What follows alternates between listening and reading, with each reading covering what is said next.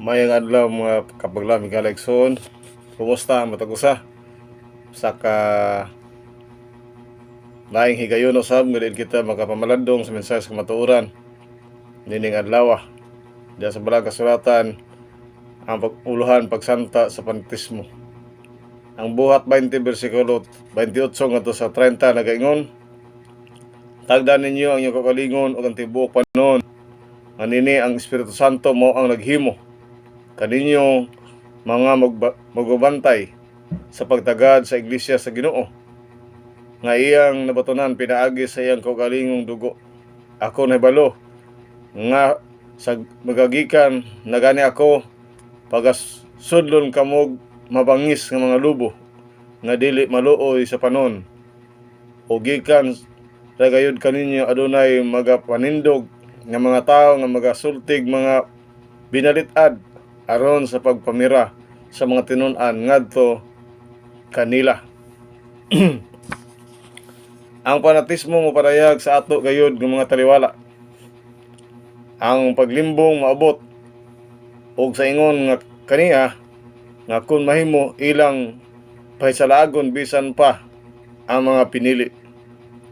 Kung gimarkahan ang mga dili permanente o dili tinuod nga mga pulong, makita niini nga mga pagpakita. Ang mga pulong gikan sa baba sa Dios nga magtutudlo dili na kinahanglanon kini tungod sa daghan og lain-laing mga kapeligruhan og mutumaw nga kini nga paghimangno gihatag. Ang rason nga nagbitay ko sa sinyalis sa peligro mao nga pinaagi sa kahayag sa Espiritu sa Dios akong makita ang wala masabti sa akong mga kasigsuonan. Mahimo nga kini dili usa ka positibo nga kinahanglanon alang kanako aron ipunting ang tanan niining lahi nga mga hugna sa pagpanglimbong nga kinahanglan nilang bantayan. Igo na lang kanako ang pagsulti kanimo, magbantay ikaw og ingon nga matinud-anong mga sundalo nga nagbantay sa panon sa Dios gikan sa pagdawat nga walay pili sa tanan nga nagagikan nga pagpahibalo ngadto kanila gikan sa Dios. Kung kita magtatrabaho sa paghimo og usa ka kahinam sa pagbati, maangko nato ang tanan nga gusto nato og labaw pa kaysa atong posible nga mahimo og madumala sa pagkalmado og sa talaw isangyaw ang pulong. Dili kinahanglan nato kini nga tagdon ingon nga atong buluhaton